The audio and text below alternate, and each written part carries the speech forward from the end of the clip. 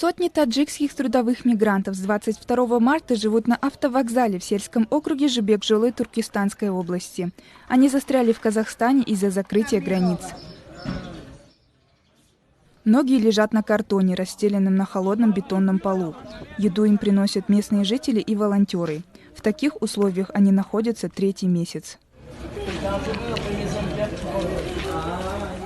Путь таджикистанцев домой по суше пролегает через территорию Узбекистана.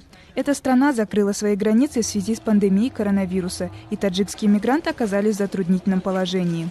Ташкент разрешает въезд только своим гражданам. Транзитных пассажиров не пропускает. Shavkat Mirziyoyev bizni intifoqqa olib, bola chaqamiz bilan ovulimizga qaytarsin jonim.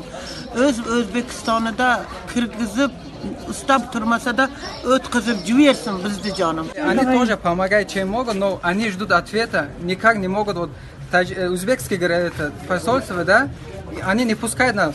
Транзитные зоны должны пускать нас, чтобы мы домой попали.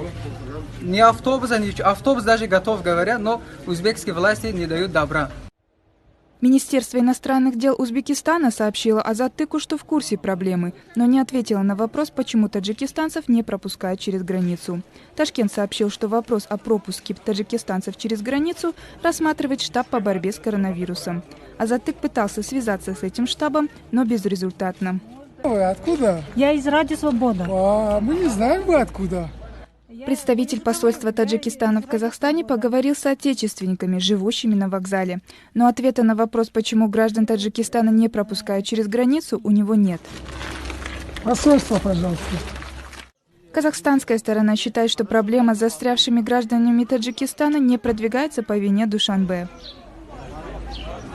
Тәжікстан Республикасының азаматтары бұл тәртіпті қоя алмайды. Себебі консулдары өз уақытысында келмегендіктен, консулдар олардың уәждерін шындамағандықтан, телефондан көтермегендіктен осындай уәж болады. Басында 40-50 шақты адам болған. Министерство иностранных дел Казахстана утверждает, что Нур-Султан не ограничивал передвижение граждан Таджикистана, а Душанбе все еще ожидает решения Ташкента.